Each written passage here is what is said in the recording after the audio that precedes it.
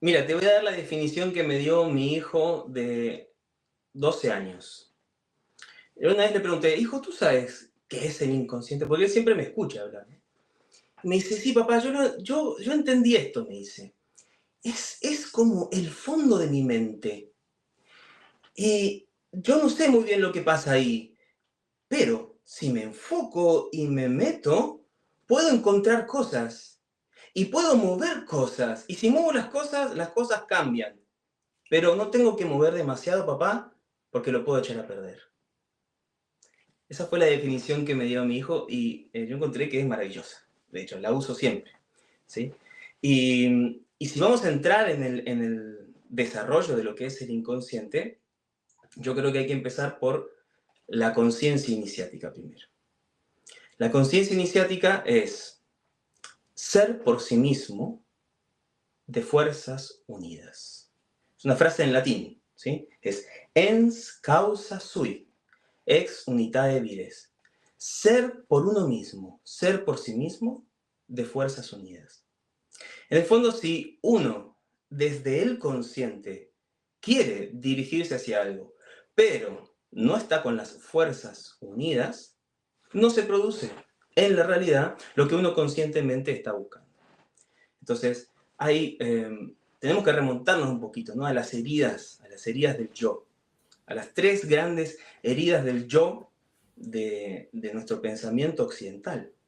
La primera es con Galileo, cuando nos muestran que el sol nosotros no somos el centro y el sol gira alrededor nuestro, sino que nosotros giramos alrededor del sol. Primera gran herida del pensamiento, de la conciencia occidental. Segunda gran herida viene con Darwin. No somos el ser supremo creado por la divinidad. Somos una especie más dentro de un planeta cuyas especies van cambiando y las más fuertes sobreviven y se van desarrollando. Segunda herida. Tercera herida, Freud. No todo es yo. No todo es consciente. Existe un inconsciente. ¿Y sabes qué? Determina el 90% de tus actos. Esas tres grandes heridas nos arrojaron a darnos cuenta que somos un pequeño puntito de luz dentro de un almacén oscuro. Y es un fractal, la conciencia y el inconsciente, de cómo es el universo. Un sol es gigante, pero si lo vemos en perspectiva, es un punto de luz, un fenómeno de luz dentro de la oscuridad. El 90%, 99% del universo es materia oscura. Y hay pequeños fenómenos de luz, galaxias, y dentro de las galaxias, pequeños fenómenos de luz, soles, estrellas, supernovas, que tienen una duración, un inicio y un final, dentro de un gran almacén oscuro. Bueno, lo mismo la conciencia. Creo que esa es la imagen con la que podría responder tu pregunta inicial, ¿verdad? Primero, me ha encantado el análisis que ha hecho tu hijo porque es ponerlo en palabras, ¿sí? Para poder comprender un poco que hay muchas capas y que hay un trabajo que hacer para traspasar estas capas, pero lo que acabas de decir muy lindo de unir las fuerzas, ¿no? Entonces es que nos podemos dar la oportunidad de traspasar estas capas también para no solo entenderlo y comprenderlo, sino reflejar y empezar a vivir la vida que queremos o que hemos venido a vivir. Exacto. Pero él es muy, muy sabio dentro de su naturaleza geminiana, de atolondrado, mi hijo, ¿no? De ir rápido hacia las cosas. Él ya aprendió, ya a sus 12 años aprendió que hay cosas sofisticadas y complejas que no hay que tocar demasiado, que se pueden echar a perder. Que tienen es un mecanismo relojero muy delicado, donde sí yo puedo mover las cosas, pero hasta cierto punto. Hay una frase que, no es una frase, es una serie de frases que me puede graficar este proceso. Si quieres te la leo. Por Dice, supuesto. dice así, los símbolos transmiten información. Y esa información que viene en plano simbólico se organiza en ideas. Esas ideas son bloques de construcción para formar creencias, un logos. Ese logos produce pensamiento y ese pensamiento ya empieza a andar y genera emociones. Y esas emociones me ponen en movimiento, tanto en palabra como en acciones. Esas acciones que se sostienen provocan consecuencias afuera y dentro mío actitudes. Esta actitud se recicla a diario y se transforma en mi carácter. Ese carácter es el sustento de mis hábitos. Y esos hábitos son los que van pavimentando mi destino. Ese destino es lo que yo tomo en la percepción de mi realidad externa como evidencia. Esa evidencia valida las creencias. Y esas creencias se vuelven a retransmitir en forma de símbolos. Ahí hay un bucle. El bucle de ese mecanismo relojero que está en el fondo de mi psique, a que yo le llamo inconsciente personal. Inconsciente personal. Pero hay más niveles, por supuesto, como tú misma lo has mencionado.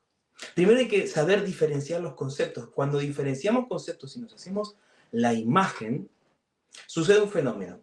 Se llama cineidesis, que originalmente era el término que utilizaban los griegos para referirse a la conciencia, y que luego los romanos lo cambiaron por conciencia, pero como una reducción, ¿sí? La conciencia de los romanos, que está en nuestro lenguaje latino, es la conciencia de darme cuenta de algo con culpa. Pero el concepto griego de conciencia, que es cineidesis, es la capacidad de transmitir imagen. Cuando alguien con una imagen le transmite a otro una imagen que previamente no tenía, se expande su conciencia. Te pongo un ejemplo muy simple. Un gato. Un gato no sabe lo que es un picaporte o una manilla para abrir la puerta. Pero de tanto ver al humano abrir puertas, el gato aprende, salta, y como ya hemos visto en algunos videitos por ahí, puede abrir una puerta. Eso fue cineidesis. Una imagen que expande la conciencia de alguien o de algo que no tenía esa imagen y que le habilita nuevas funciones.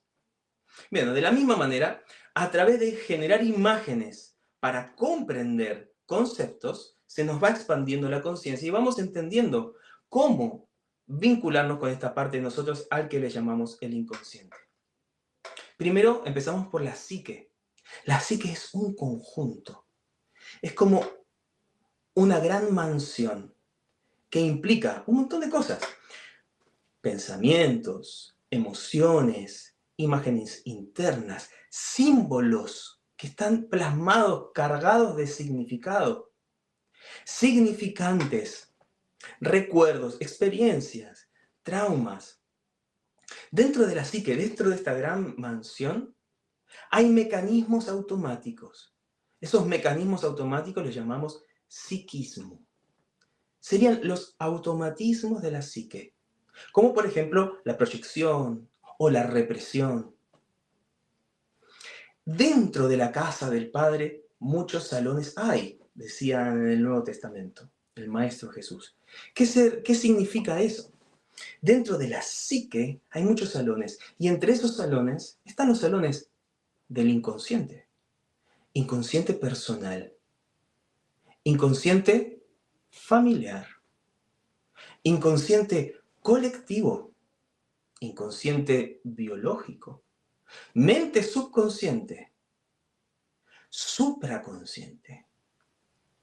Son distintos niveles, distintos salones. Un salón lleva a otro, un salón lleva a otro, pero están todos conectados. Nuestro inconsciente personal, suma de memorias, suma de símbolos personales. Cuando digo símbolos, es como si en tu casa hubiese un graffiti. Y cada vez que tú entras ves el graffiti y ese graffiti te conecta con algo. Esto es portar un símbolo. Podemos portar un símbolo para bien o podemos portar un símbolo para mal.